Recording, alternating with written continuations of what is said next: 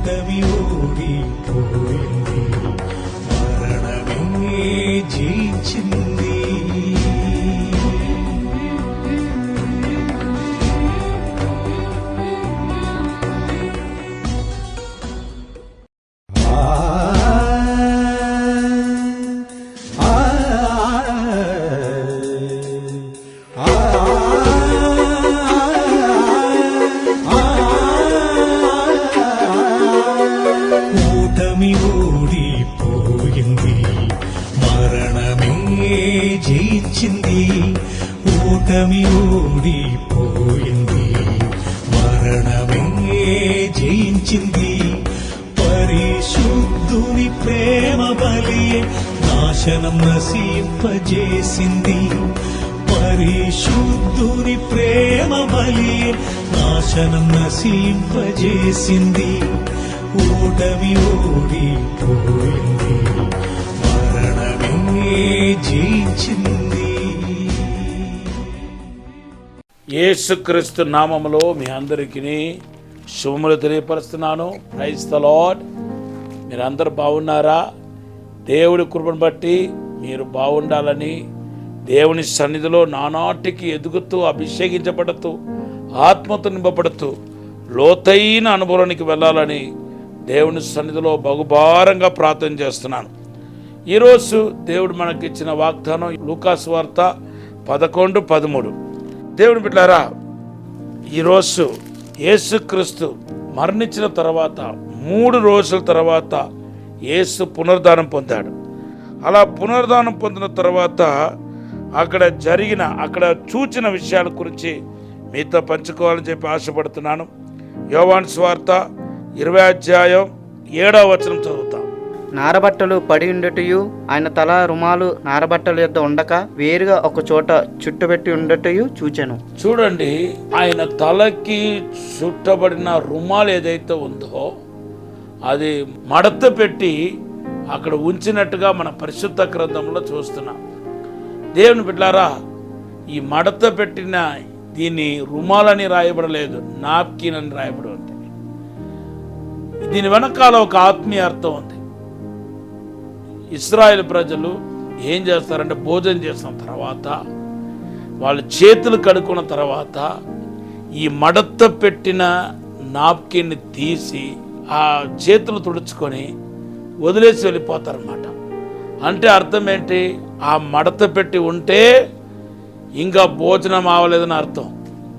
లేకపోతే ఒకవేళ మడత తీసేసి ఉంటే అర్థం ఏంటంటే భోజనం అయిపోయిందని అర్థం.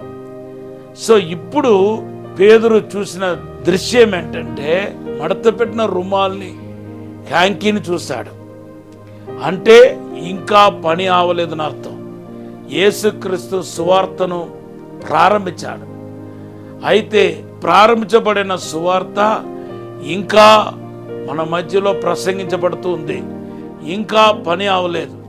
భోజనం అనేది దేన్ని సూచిస్తుందంటే దేవుని పనిని చూపిస్తుంది. యేసు ప్రభువారు భోజనాన్ని గురించి ఏమన్నాడు తెలుసా? యోహాను సువార్త 4:34 నన్ను పంపిన వాని యొక్క చిత్తము చేసి ఆయన క్రియను ముగించుటయే, ఆయన పనిని ముగించుటయే నా భోజనమై ఉంది అని చెప్పాడు. ఈ భోజనం ముగించబడిందా? లేదు. యేసు ప్రభు శరీరధారిగా ఉన్న దినాల్లో ఆయన 3.5 సంవత్సరాలు అద్భుతమైన పని చేశాడు. ఇప్పుడు రక్తమట్టి కొన్న సంఘాన్ని శరీరముగా చేసుకొని ఆయన పని కొనసాగిస్తున్నాడు. మార్కు సువార్త 16:15-20 చదివితే మరి విశ్వసించే వారి ద్వారా జరిగే సూచక్రియల గురించి రాయబడి ఉంది. ఇది వాస్తవానికి ఎవరు చేసేది? సాక్షాత్తుగా యేసు ప్రభు చేసేది. యేసు ప్రభు మన హృదయంలో ఉంటూ, హృదయంలో నివసిస్తూ ఆయన చేసిన కార్యాలే ఆ పరిశుద్ధ గ్రంథంలో రాయబడి ఉంది.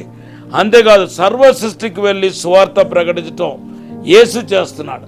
అయితే ఆయన ప్రత్యక్షంగా చేయట్లేదు, పరోక్షంగా మనలను ఆయన శరీరముగా ఎన్నుకొని ఈ శరీరం ద్వారా ఆయన సువార్త ప్రకటిస్తున్నాడు. రోగులను బాగు చేస్తున్నాడు. అవును, దెయ్యములను వెళ్ళగొడుతున్నాడు.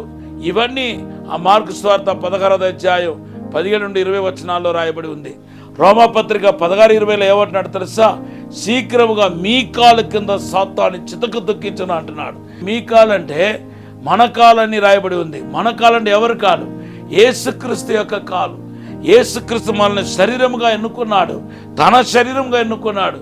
కాబట్టి అక్కడ సాతాను యొక్క క్రియలను లయపరిచేది, చితక తొక్కించేది ఎవరంటే మనం కాదు, యేసుక్రీస్తు. అవును దేవుని బిడ్డలారా, పాముల పైన తేలుపైన మీకు అధికారం ఇస్తున్నాను, ఏది ఎంత మాత్రం హాని చేయదన్నాడు లూకాసు వార్త 10:19. అది ఈరోజు కూడా జరుగుతున్నాయి.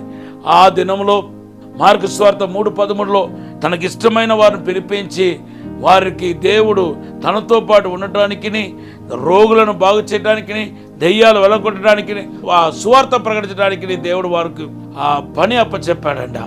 ఇప్పుడు అదే పని దేవుడు యేసుప్రభువు వారు మన ద్వారా జరిగిస్తున్నాడు.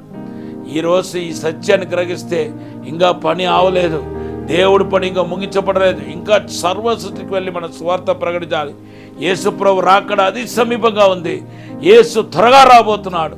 ఈ దినాల్లో మన సువార్త ప్రకటించి అనేక మందిని ప్రభు చెంతకు నడిపించును గాక. ఆమేన్. పరిశుద్ధము నమ్మకమైన పరలోక తండ్రి, నీకు వందనాలు, స్తోత్రాలు. యేసుక్రీస్తు నామములో నీ పని జరిగించడానికి సహాయం చేయమని, అసాధారణమైన అద్భుతమైన కార్యం జరిగించమని యేసు నామములో అడిగి వేడుకుంటున్నాము తండ్రి. ఆమేన్. God bless you.